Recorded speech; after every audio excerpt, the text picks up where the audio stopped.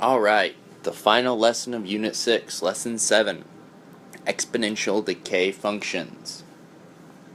So first we talked about growth, now we're going to talk about decay. And they are extremely similar to each other. And you'll see that here.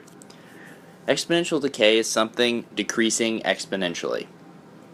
So you look at the two equations that we have, y equals c times 1 minus r to the t, and the y equals c times r to the t. And these are very similar to the first two we learned for growth. The difference here is, instead of a plus sign, there's a minus sign, because we're decreasing, we're getting smaller. So that's where that comes from. And y is, of course, whatever happens after we perform the growth or the decay. It's our amount after the period of time passes. So the first one, this y equals c times 1 minus r to the t. You use this when r equals a percent. C is always our initial amount and t is our time.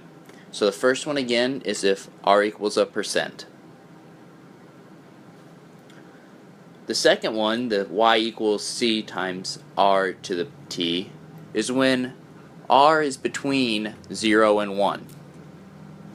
So our r is going to be somewhere in between 0 and 1, which means that it's going to be a fraction.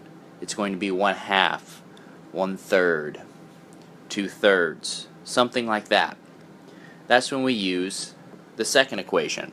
C is still our initial amount and t is still our time. So here is the first example I want you to try with your group. And again, this works just like the growth. You just have to look at it, figure out what your variables are, and plug in. So go ahead and pause the video and work through this now.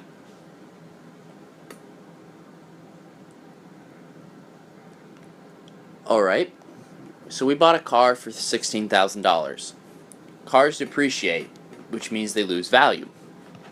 We know that this car depreciates at a rate of 11% each year. So what is the value of the car after 5 years or 8 years? So we have two questions that we want to answer. The 5 years and 8 years. Because you never know, you might want to resell the car. So you want to know what it's worth. So we need to recognize which equation am I going to use. Well, we look at the rate. The rate is 11%. Percent tells me we're using y equals c times 1 minus r to the t, where c is our initial amount, so how much we paid for the car at the beginning, which was $16,000. Our rate is 11%, which we changed to 0.11, and our time is going to be different. Our time is going to be 5 or 8. So we're going to use both. So let me just draw a line and we'll do the 5 over here and the 8 over here. Alright, so after 5 years we have y equals our 16,000 times 1 minus our 11% to the 5th power. Just simplify that before we plug it in the calculator, which gives us 0.89 to the 5. After we punch this in the calculator, we get $8,934.50. So after 5 years, this is how much the car's worth.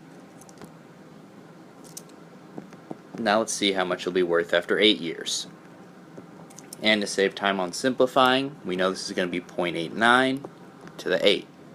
So after we plug this in the calculator, we will get $6,298.54. So that's how much it'll be worth after 8 years. Alright, one more example for you to try. The population of bears in the US has been decreasing at a rate of 10% each year. I just kind of made that up. So don't take that for truth. If in 2015 there are 500,000 bears, how many will there be in 2020? Again, I made up that 500,000, so don't take me on the honest truth to that. So, what I want you to do is I want you to figure out in our US scenario here, how many bears would be left in 2020. So go ahead, pause the video, and work through this now. And here's the solution to that. So it looks like after 5 years, there will be 200,000, 9,500. I can't say that. There's gonna be this many bears. 295,245 bears. There we go. Left. Now that's very quick if you think about it. In only 5 years, almost half the bears are gone, which, you know, it's something that is probably close to true, is that how quickly that a population of animals like that can decrease. So pause the video and review this with your group to see if yours matches mine, or see if I made a mistake. And then I have one more question for you. This is growth versus decay. On the left is y equals 2 to the x, a growth function. On the right is y equals 1/2 to the x, a decay function. My question is, what is it about this growth and decay that makes them work? How do they work? Like with growth, we know it doesn't just go in a straight line. Same thing with decay. We know it doesn't go down in a straight line. So with growth, does it start off slow and get bigger? Or does it start off really fast growing and then slow down as it grows? Same thing with decay. Does it decrease very quickly and then slow down? Or does it decrease very slowly and then speed up? So what I want you to do is look at these functions, look at the numbers and fill out the table here, and make your own conclusions about what you see in your group. So go ahead and pause the video, do that. After your discussion, this lesson will be over.